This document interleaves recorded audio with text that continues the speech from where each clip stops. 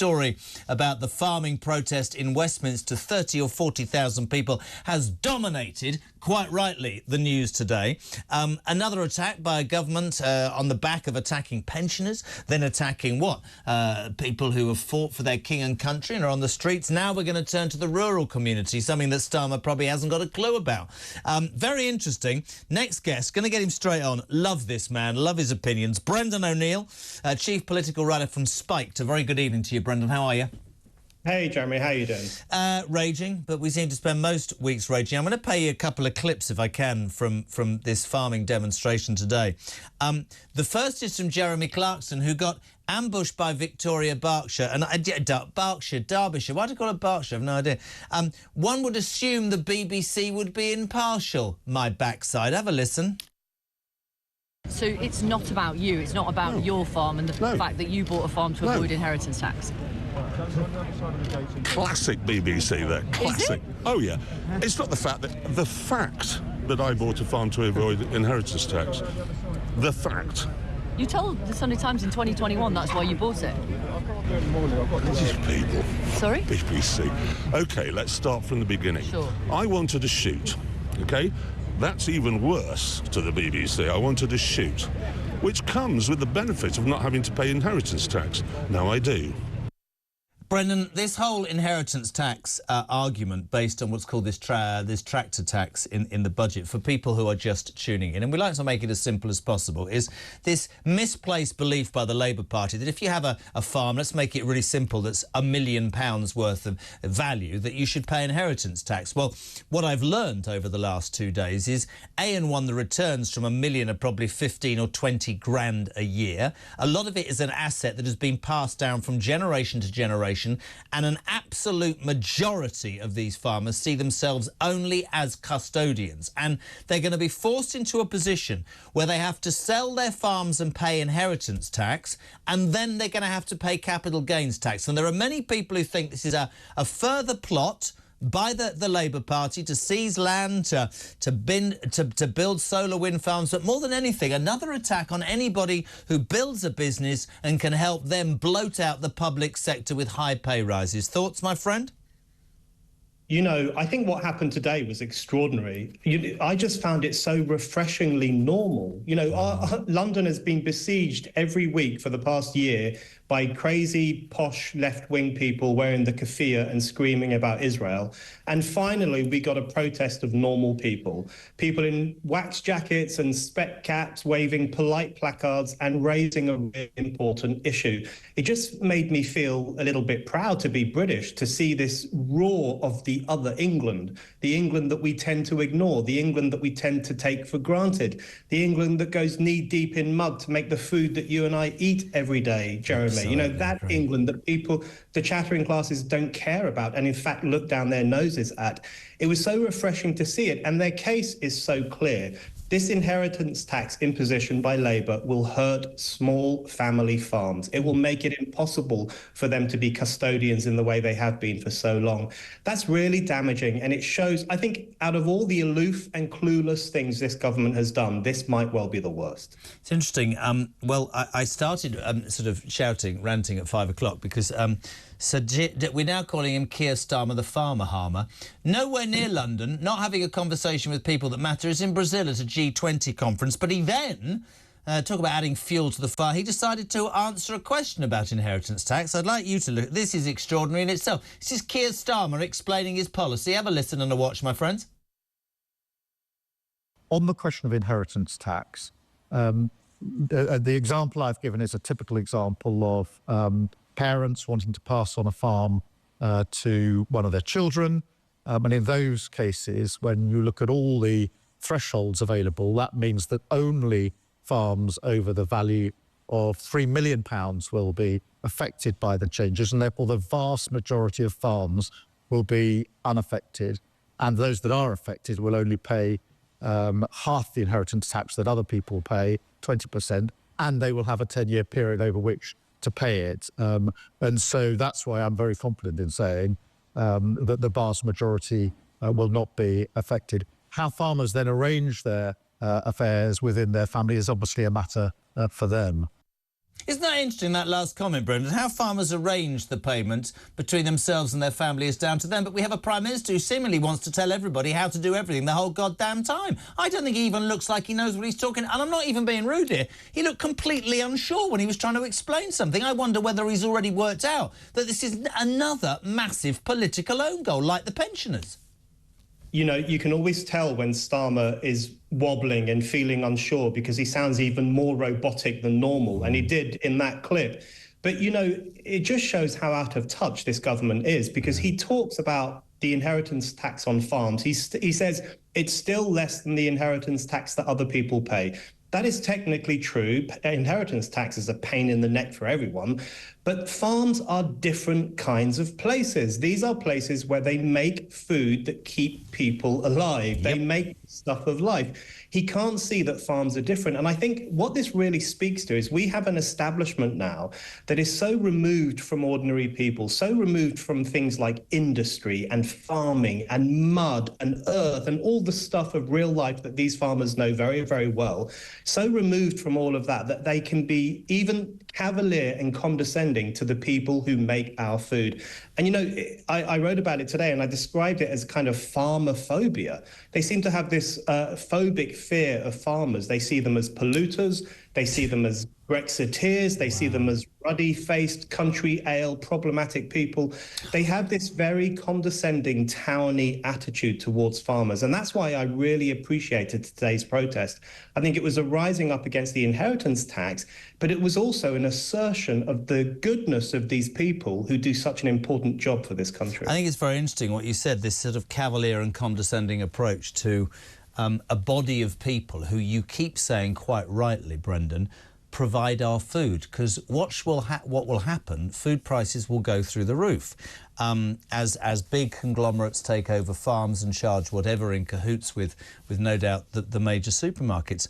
What strikes me as most worrying, and what so many people have alluded to in their calls and their text messages, is it's they seem to be a UK-hating, ideologically naive bunch of people who don't actually manage. I mean, this is what I find extraordinary. They were in opposition for 14 years. Did they not have bloody time to go, here's a couple of policies. We're going to think it through. Let's cut pensioners. Oh, they're going to die anyway, doesn't matter. Let's screw the rural community. I was rather impressed by what Russell Quirk said, that he believes that the resolve inside the rural community will not break at all. They're not going to get on the streets, as you said, a refreshingly normal protest today. Not again ideology, not aggression, just refreshingly normal people saying this is going to destroy our communities. And I mean, as a chief political writer, can you? I mean, you saw him there, you're just scrabbling around, Starmer. Can you see him backtracking on this? Because I thought he'd backtrack, or would have to, on the winter fuel allowance for pensioners, but he's shown no desire to. I mean, I find it extraordinary. I don't know who's advising him. At the moment, I can't see him backtracking, which in itself is extraordinary. You do not want to make an enemy of the nation's farmers. No. I mean, you know, someone needs to say in Starmer's ear, listen, we can't be at war with farmers. We can't be in government for 4 or 5 months and already be at war with the people who make the food for this country. It is psychotic. It is completely deranged. I think at some point they probably will have to backtrack or water it down in some way.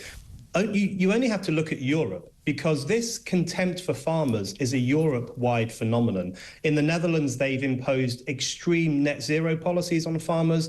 In France, they cut their diesel fuel subsidies. In Germany, they took away tax breaks for farmers. And in all those countries, the farmers protested. They took to the streets in a populist revolt in their tractors against their governments. So Starmer knows that this has been happening for the past 5 years, and he still went ahead and did what he did. I think this Europe-wide culture war on farmers is the biggest indictment of the technocratic establishments we live under. These people have no clue how society works or who the important industries are. Completely agree with you. Can I just touch upon a couple of other things in sort of other news that's slightly relevant? Number 10 has today refused to say if Rachel Reeves broke the ministerial code in her CV deception. I've been right up against it today with a million things. Did she lie on a CV or something? Our own Chancellor? I mean, it doesn't look great, does it? What's the truth behind this story? I love this story. I have to say, this is my favourite story of the moment, because these are supposed to be the adults back in the room. These are supposed to be the experts taking the reins of government after the crazy Boris years and the crazy Brexit years, which is how they describe them. They presented themselves as the cool-headed grown-ups coming back to take control. But they're a bunch of idiots and charlatans who are making mistake after mistake and who seem to be, you know, at least embellishing their own expertise. Let's put it like that. And it seems that Rachel Reeves, when she described herself as an economist and thinker at the Bank of England, it doesn't seem that that's exactly the role that she was playing. And when this story broke, she actually changed her LinkedIn bio so that it said retail banking rather than economist in relation to one of her jobs. So she was a cashier then, and she pretended that she was more than that. Is that what we're saying? Well, you know, she has backtracked slightly. And the thing is, I think government jobs should be open to all sorts of normal people who do normal jobs. In fact, I'd like to see more normal working people in government, people who've done farming, people who've done manufacturing, people who've done teaching jobs. Government and politics used to be full of normal people who did normal jobs to begin with. So if Rachel Reeves was a retail banker, absolutely, I have no problem with that at all. But the way in which she feels the need to embellish and to exaggerate and to present herself as this great economic thinker, that's what's worrying. Just be honest with us, be upfront with us, and we'll judge you by your policy. But actually, it's interesting, is it not? Because one of the things that's been pretty obvious over the last however many weeks this has been is that they can't or haven't been able to tell the truth. I mean, we can sit here forever, Brendan, and say, look, anybody could have won that election because the Tories were such an absolute shambles at the end. But I don't understand how people don't think that stuff's going to not come out at some point. Of course it's going to come out at some point, because at the end of the day, people are going to check. The minute you're in the spotlight, the view from the cheap seats is great, but when you are in the driving seat, as they now are, every decision takes on far greater importance and is looked upon in greater detail. So that's an story. My favourite story myself is not that today, one that is going to basically send me over the edge. Take a breath, Kyle. The Welsh Government, Labour government, has vowed to change the beliefs and behaviour of the white majority in Wales. The devolved administration made the pledge as it unveiled how it intends to make the country anti-racist by 2030 and ensure that all areas of public life are transformed. As part of this mission, ministers have set out an anti-racist Wales action plan, which promises to pursue shifts in knowledge, beliefs, experiences and behaviour alongside systematic and cultural changes. Put that in layman's terms for me. Yet more government money spent on some ideology that doesn't in any way deal with the real issues inside the country. Fair enough?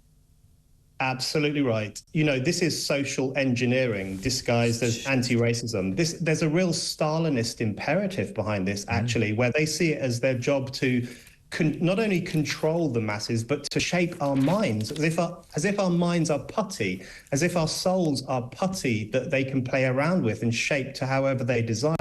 It's a really tyrannical instinct, in fact. You know, the anti-racism that I admire from the past was people getting together, having marches like Martin Luther King and others, and saying, listen, let's all be a bit fairer and let's all celebrate equality. Those were great forms of anti-racism. What we have here is not anti-racism at all. It is an anti-white policy where the government is setting itself up as the puppet master of people's brains and people's way of thinking. I just find it incredibly authoritarian and really a worrying sign of the times. It's interesting, Elon Musk, who gets slaughtered by many, said that Britain is going full Stalin. He quoted the tax raid on farmers. I guess if he heard about what the Welsh government do, which is Labour, it does sort of, without wanting to get too deep, it does sort of make one think in the short space of time, less technical than you put it, because you do this every single day. But for me, they seem to be saying to anybody who's been part of the backbone of this country, or paid their taxes, or represented their country at war, or built a business which creates jobs, I don't care about any of you lot. I'm going to absolutely tax you lot to the hilt to pay for a bloated public sector. The ideology is we're globalists, we care about other things. We're not particularly proud of this country, but I'm going to go to Baku and stand next to the Taliban and say I'm going to lead the world in emissions coming down, whilst, with respect, people in your country are cold, hungry, and farmers are losing their homes and their livelihoods. I don't know who bloody well advises these people, Brendan. I genuinely don't. You know, if you marry together that Welsh initiative that you're talking about with the attack on the farmers and the winter fuel allowance and all those other things, what it really demonstrates is that we live under a government system that is having this two-tiered attack on ordinary people. There's a culture war and an economic war. They want to manage our minds and change how we think, and they want to invade our bank balances and take our money. It's a two-pronged attack on working people, the very people Labour governments are supposed to represent. Did you see it, genuinely? Final question. People are always a bit flippant about this. Did you believe this quickly it would be this, help me with a word, outrageous, shocking, direct, not thought out? Did you expect it to play out like this, Brendan? I knew they were going to be a bad government. I didn't know it was going to happen this quickly. Yeah. I thought they would ride the wave of getting into power. I thought there might be a kind of semi-Blairite excitement about the government, not from me, but from certain sections of society, the kind of Guardian sections of society. But there's been none of that. They really fell flat from day one, and it's just got worse and worse. The question for me now, I know they're in power for the next 4 years or so, or 5 years, but will they last? Will Starmer last? Will this get worse and worse to such an extent that there'll be a vote of no confidence or a shake-up in the government itself? The way things are going, I can't see this government lasting till the end of term. Very interesting. Listen, really good to have you on, mate. We love having you on. We really appreciate your time. Brendan O'Neill, Chief Political Writer for Spiked.